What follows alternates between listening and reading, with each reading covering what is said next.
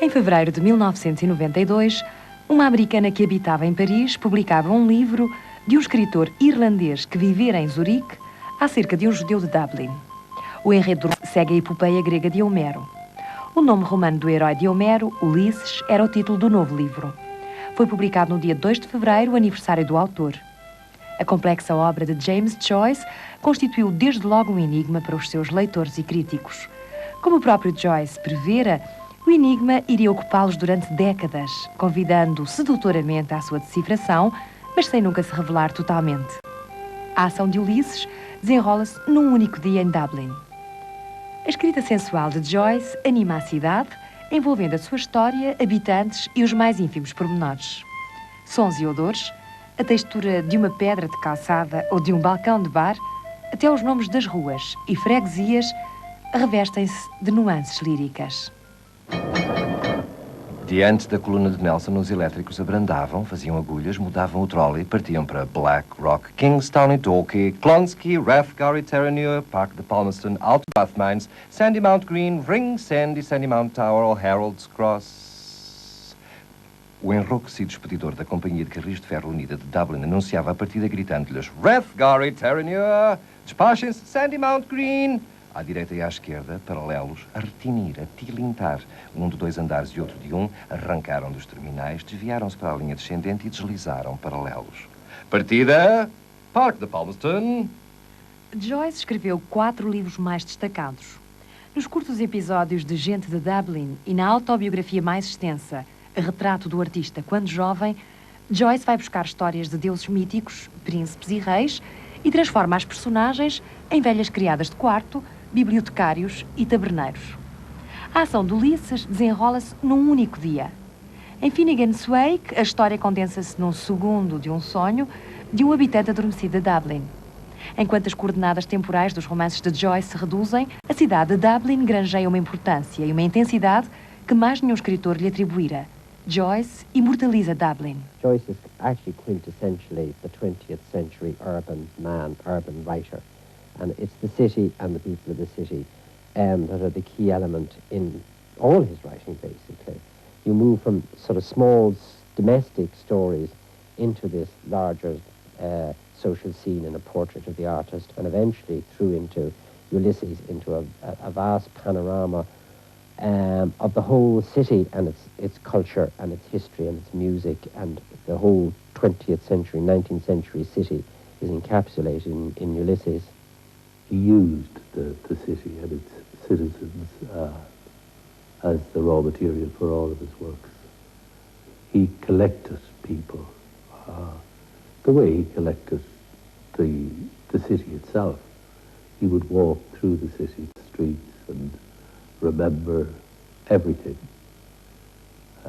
He said himself that he invented nothing but forgot nothing either. So that he used the characters, you know, as I said earlier, flitting in and out of Ulysses without any apparent reason or cause, disappearing in the same way again. Passando em frente do Ruggie O'Donoghue's, mestre Patrick Aloysius Dignam, agarrando desajeitadamente a libra e meia de bifanas de porco de Mangan, falecido Fehrenbach, que o tinha mandado ir buscar, seguiu preguiçosamente pela amena rua Wicklow. Era chato como o caraça estar sentado na sala com a senhora Stewart e a senhora Quigley e a senhora McDowell e o store corrido e todas elas a fungar e a sorver golinhos do xerez aloirado que o tio Barney trouxera do ténis.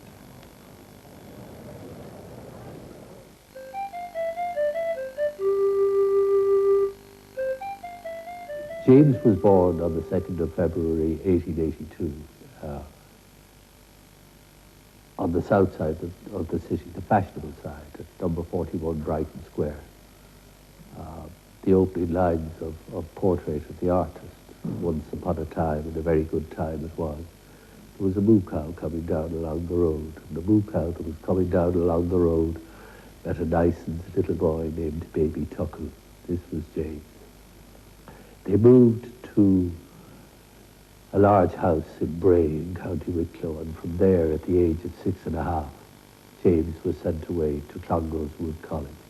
the Jesuit boarding school in County Kildare, an expensive, exclusive school run, as I say, by the Jesuit fathers.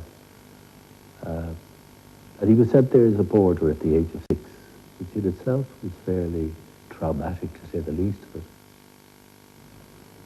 Seu pai dera-lhe 2 moedas de 5 shillings para despesas miúdas, e o pai dissera-lhe que se precisasse de alguma coisa lhe escrevesse e que nunca, sob nenhum pretexto, denunciasse um companheiro.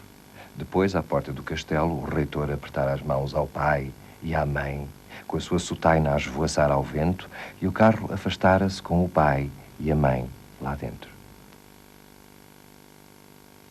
He spent about 3.5 years there until his father was sacked from his job, and they had to take James out of Clongowes and move across the Liffey to the poorer working class area.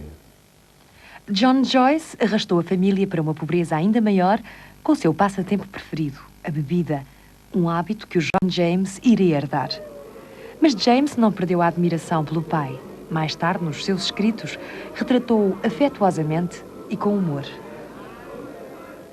His father was a very, as I said earlier, a very talented man. He had a marvelous tenor voice, and he had a great fund of stories and a marvelous way of telling them. So he was very popular among his fellow men, among his peers, particularly in the pubs and hotels of Dublin. And James admired him greatly, loved him.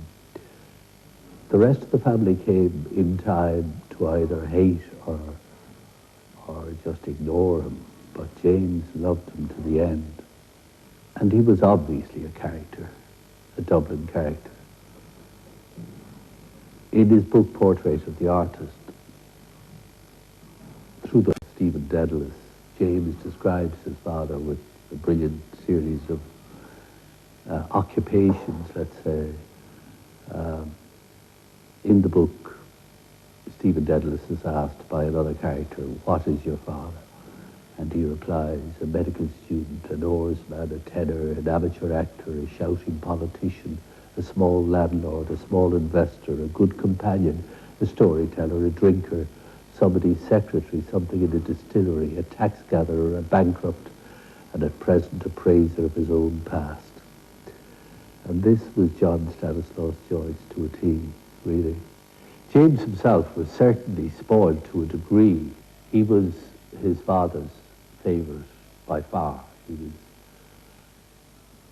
He got everything that was going in the family. The rest of them didn't matter, didn't count.